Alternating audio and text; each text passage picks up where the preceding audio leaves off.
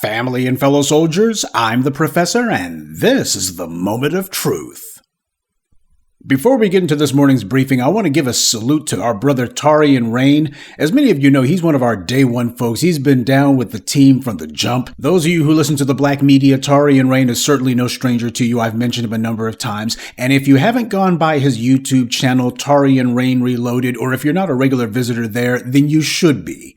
Because one of the videos that he posted recently is the reason that I decided to chime in on this, because I just had to say something about it. To make a long story short, Taurean posted a video about a woman named Diane Yap. She's one of these individuals who the white right uses as their crash dummies to say that black people are harming Asians. She's one of these people who basically she uses the fact that she's Asian as her shield to hide behind and say, you can't say that I'm a white supremacist because I'm not white, even though I say all the things the white supremacists say about black people. You still can't call me a white supremacist. She's one of those folk like Michelle Malkin and others. So what happened was there was this Asian woman who was killed by her white husband, and people online started going to Diane Yap and telling her, hey, you've been talking about how dangerous black people are towards Asians. Well, black folks ain't done this. This woman was killed by her white husband, so surely you want to chime in on that. And she didn't. She was trying to lay low, but people gave her that business until she was forced to have to make a response. And her reply, if it can be called that, was what you would have expected. She basically said, well, black people are still harming Asians more per capita, and that whole per capita canard, that stuff has been debunked and discredited 5 ways from Sunday, but the bad guys don't have anything else to throw, so that's the mud that they like to sling. But her big talking point was basically to try to claim that black people are 300 times more likely to be harming Asians relative to geographical location, blah, blah, blah, blah. That's some of that stuff that they picked up from Christopher Rufo, which is you try to take a number that's small, but try to make it sound exaggerated as possible. Don't say 3 times as much. That sounds small. Say 300%. And that's going to make it sound gargantuan because 300 is larger than 3 times, right? Actually, it's not, but still, those are the kind of word games that they like to play. Now, one of the things that Brother Taurean talked about was that this Diane Yap woman was repeating talking points that she herself had come up with in a little online publication called City Journal. Now, if you're one of my listeners, then that name City Journal sounds familiar, and it should. It's because City Journal is the yellow rag mouthpiece for the Manhattan Institute. And the Manhattan Institute's the organization, as I pointed out, that Christopher Rufo works for. They're the ones who paid and funded and helped to organize his hysteria about critical race theory. And they also have a number of other right-wing nuts who they got on the payroll, people like John McWhorter, who is basically the white right's black friend du jour. And you got Douglas Murray, he's that Brit, who apparently is scared that he's going to have to pay American reparations even though he lives in Britain. But there are also the people like Heather McDonald, she works for them, and I told you about her fiction book, The War on Cops, or as I like to call it, The War That Never Was. And then you got others like Charles Murray. Charles Murray was the author of the infamous book, The Bell Curve. These are the individuals who the Manhattan Institute had as employees in the past and presently. So when Brother Taurean pointed out that this woman had been writing some gibberish for City Journal, that's just a Manhattan Institute newsletter is basically what it is. They don't use the name Manhattan Institute, but if you go on the website at the bottom, it shows this is a Manhattan Institute website. So that's what these guys have done. They've established through the Manhattan Institute what amounts to one-stop shopping for the most virulent anti-black mouthpieces you can imagine. These guys claim that they're about right-wing values and conservative dogma, but virtually every single word that comes out of the mouths of these Manhattan Institute shills is nothing but straight anti-black racism. That's the actual purpose that the Manhattan Institute serves.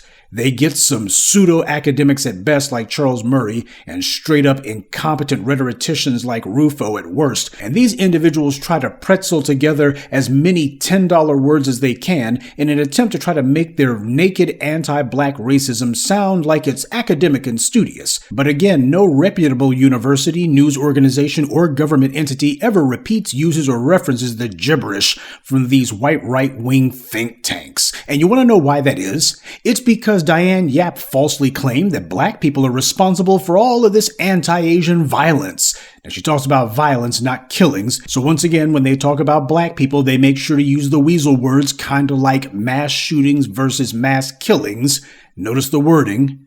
But this woman, that's what she was trying to claim, that black people are responsible for all this anti-Asian violence.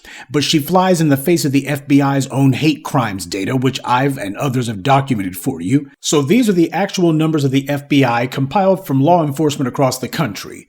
And this is what Diane Yap apparently was too lazy or stupid to actually go and look at, to see what it is the federal government's actual numbers show. So when you look at the race of the perpetrators of anti-Asian hate crimes as compiled by the FBI, you see that the numbers are double for white offenders as they are black. And keep in mind, when it comes to the white offenders, we got a whole bunch of racist cops and DAs out there who will allow blatant anti-Asian hate crimes to be committed by these guys. And what they'll do is they'll go ahead and downgrade the charges instead of charging with a hate crime. You know how that happens almost none of the time.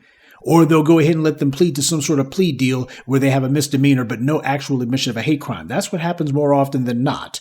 And of course, when it comes to black people, if you even have a fist fight with somebody, they'll sit there and say, it was a hate crime. Why? Well, the person you're having a fight with wasn't black, hence it's a hate crime. That's what they do. More weasel words. But this is the actual data. These are the actual numbers. Now, Diane Yap clearly would have had access to this. These white supremacists are always cutting and pasting the same fraudulent talking points, claiming, well, the FBI's crime stats say this and the FBI's crime stats say that. Yeah, well, they don't say the black people are the majority of hate crimes perpetrators against Asians. So why is it that Diane Yap lied through her teeth and said that it was? But you see how low these anti-black racists are willing to stoop in order to push their anti-black racism at us, in order to tell their lies. This is how low they have to stoop. They just decided, forget it. We're just going to go ahead and live in our own little dream-o-rama, our own little land of make-believe, where black people are responsible for all the ills in the world. When the reality is, the reason that they do nothing but tell outrageous lies about black people is because for 500 years, we've been the only ones with the guts to tell these racists the truth about themselves that they don't want to hear. And she also flies in the face of other Asian academics who have also set the record straight about the Manhattan Institute's lies. In his classic novel 1984, George Orwell wrote that freedom is the ability to say that 2 + 2 = 4. That's important, of course, because what the white right's done is they've basically taken every bad thing from Orwell's 1984 playbook, and they've been running it line by line for at least 5 decades now. Everything from Orwellian doublespeak, when they try to claim that they're in favor of color-blind policies. Nah, they actually only see one color, black. That's the only color they seem able to see, and they hate black just because. Or when they claim that we want to make sure that no child feels that they're being singled out or insulted because of their race and class, and then they immediately turn around in Florida and DeSantis says we're going to be teaching that slavery was beneficial for black people.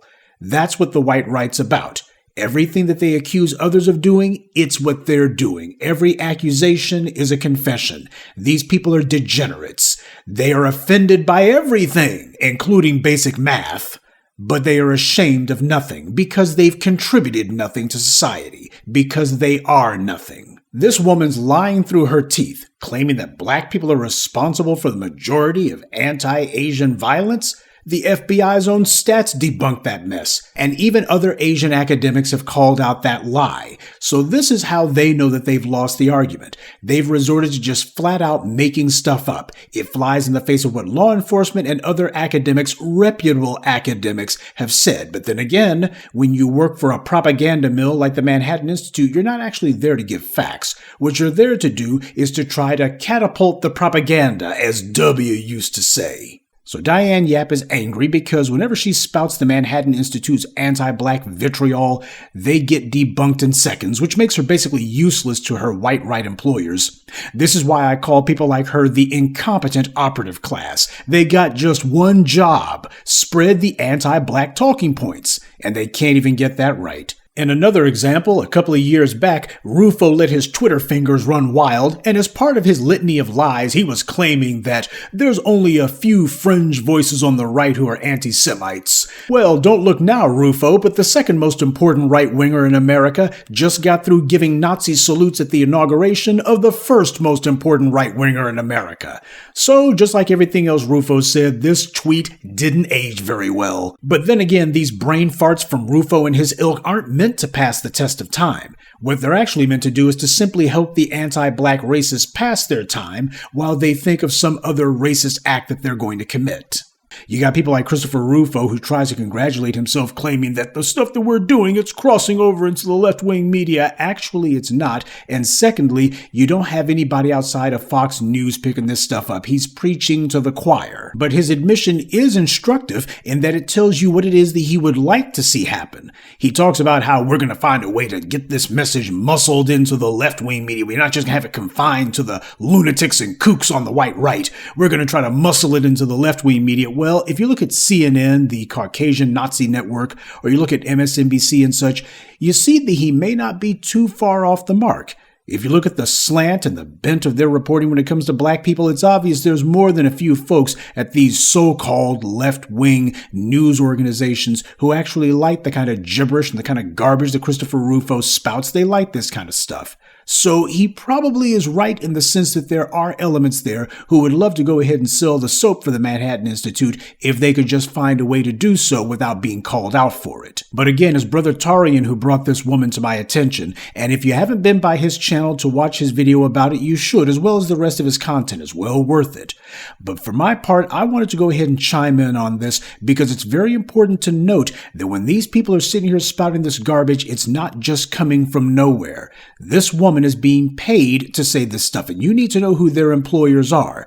All of this anti-black racism and vitriol that we've been subjected to, it's not just popping up out of the ground. The people who do this are being bought and paid to do it by wealthy racists who want this particular message out there.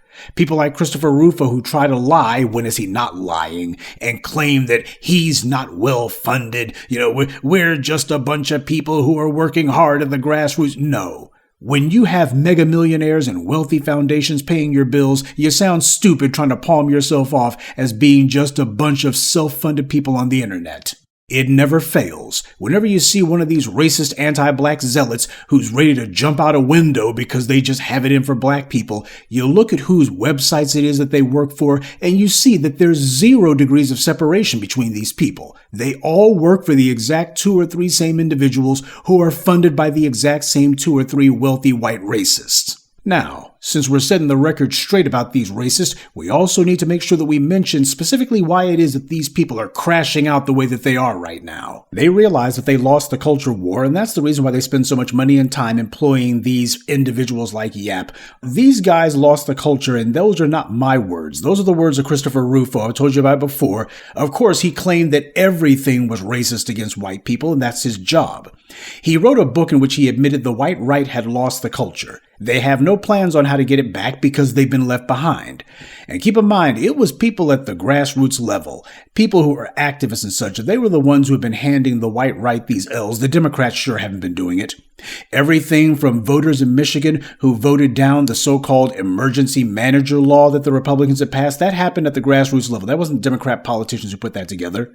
And then you look at other initiatives like down in Florida where they got rid of the Jim Crow era laws that made it where people convicted of felonies couldn't vote. They got rid of that by statewide initiative. The voters did that. Red state voters, might I add. And the thing to consider is this. If you have these red states, quote unquote red states, where you have the people who are the residents of these states overturning and otherwise dismantling what the Republicans have put in place, what does that tell you about the alleged reputation of these places being red states? It's completely and thoroughly artificial. The entire reason that so many of these states, especially in the Deep South, happen to be quote-unquote red is because the Democrats have not actually been fighting for those legislatures. Remember, 2 of the most important aspects to remember about white supremacy is A, that white supremacy believes in controlling both sides of the conversation, thank you Neely Fuller, and 2, closely related to the first, anti-black racism is a group sport. It's not a solo activity. There's no one person, even Elon Musk, who has enough money where they can go ahead and inflict anti-black racism all on their own. Racism happens to be an entire system, and you need entire groups, plural, not just one group, but entire groups, plural, in order to try to carry out something systemic like that, where it permeates every single level of the society. So when you consider that anti-black racism is a group sport, and that white supremacy believes in controlling both sides of every conversation, that's why you see the Democrats not doing anything.